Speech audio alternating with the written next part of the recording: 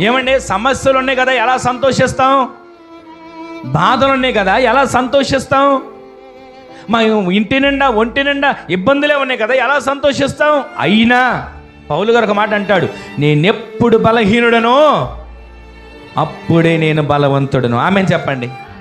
ఈ రోజున దేవుని సన్నిధికి వచ్చిన నీవు నేను ఆయన మందిరంలో అడుగు పెట్టగానే మన బాధలన్నిటిని విడిచిపెట్టేయాలండి.